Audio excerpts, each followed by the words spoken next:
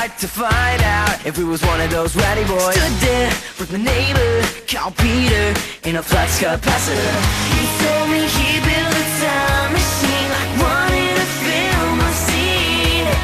Yeah, he said I've been to the year 3000, and not much has changed, but they lived underwater.